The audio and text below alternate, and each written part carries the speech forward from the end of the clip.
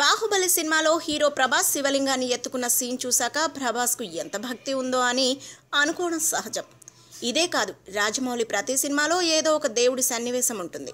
కానీ నిజానికి రాజమౌళి దేవుణ్ణే నమ్మడు. ఈ విషయాన్ని ఆయన స్వయంగా ఓ ఇంటర్వ్యూలో చెప్పాడు. కానీ బాహుబలిలో శివలింగం సన్నివేశాన్ని చూసిన ఏ ప్రేక్షకుడైనా ఆ సీన్లో రాజమౌళి పలికించిన ఎమోషన్ని చూసి పులకించిపోయారు.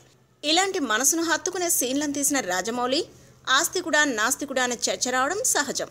అయితే ప్రపంచంలోని చాలామంది తాము నాస్తికులమా ఆస్తికులమా అని నిర్ధారించుకోలేని స్థితిలో ఉన్నారు. ఒక సామాజిక సర్వే ప్రకారం తాము ఖచ్చితంగా నాస్తికులమే అని ప్రకటించుకున్న వాళ్ళు ప్రపంచంలో 80 కోట్ల మంది ఉన్నారు.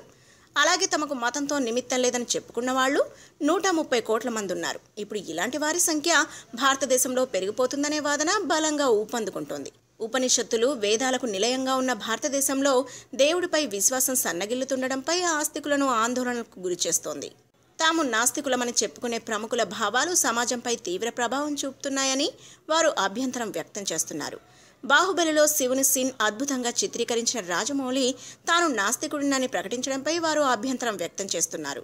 నైతిక విలువలకే ప్రాధాన్యం ఇస్తామని చెప్పుకునే భౌతికవాదులు, నాస్తికులు కూడా రాజమౌళి తీరును తప్పుబడుతున్నారు. నాస్తికుడైన రాజమౌళి దేవుడు ఉన్నాడనేలా బాహుబలిలో శివలింగం సీన్ని చూపించడం సరికాదని అంటున్నారు. ఇది తమ మనోభావాలను దెబ్బతీసేలా ఉందని వారు ఆక్షేపిస్తున్నారు. If you like the video, please like us and subscribe Tollywood Nagar.